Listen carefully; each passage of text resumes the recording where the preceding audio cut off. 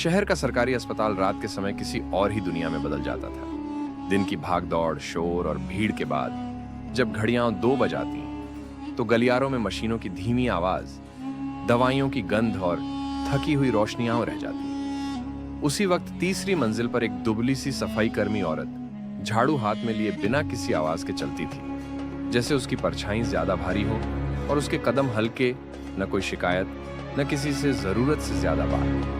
बस हर वार्ड में पहुंचते ही उसकी नजर अनजाने में एक पुरानी दीवार घड़ी पर टिक जाती, जिसकी सुइयां हर रात उसी जगह रुकती सी लगती थी। नर्सें उसे मैडम टाइम कहकर बुलाती थी मजाक में, क्योंकि वह कभी 1 मिनट देर से नहीं आती। लेकिन किसी ने कभी यह जानने की कोशिश नहीं की कि वह हर रात बच्चों के आईसीयू के बाहर क्यों थोड़ी देर रुक जाती है, क्यों झाड़ू रोककर शीशे के उस पार देखती रहती है जहां छोटे छोटे शरीर मशीनों से जुड़े होते हैं।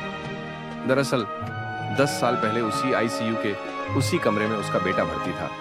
तेज बुखार, कमजोर सांसें और मां की उंगली को कसकर पकड़े हुए हाथ। डॉक्टरों ने कहा था, हम पूरी कोशिश कर रहे हैं और कुछ घंटों बाद अब कुछ नहीं किया जा सकता।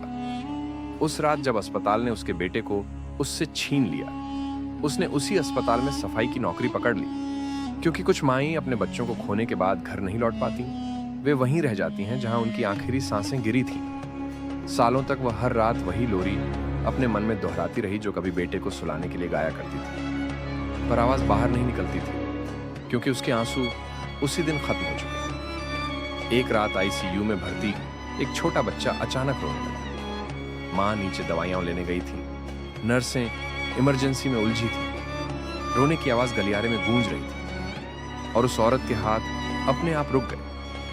उसने झाड़ू दीवार से टिकाई, दरवाजा थोड़ा सा खोला और बच्चे को गोद में उठाकर वही लोरी गुनगुनाई, जिसे उसने 10 साल से किसी को सुनाया नहीं था। बच्चा धीरे धीरे चुप हो गया, उसकी सांसें शांत हो गई, जैसे किसी ने उसे भरोसा दे दिया। सुबह डॉक्टर ने चार्ट देखते हुए कहा, आज हालत में सुधार है। मां ने राहत की सांस ली और उस सफाई कर्मी औरत को धन्यवाद कहा, लेकिन वह चुपचाप आगे बढ़ गई। पहली बार उसने दीवार की घड़ी की तरफ नहीं देखा, क्योंकि उस रात उसने समय को नहीं, किसी और की जिंदगी को थाम लिया था।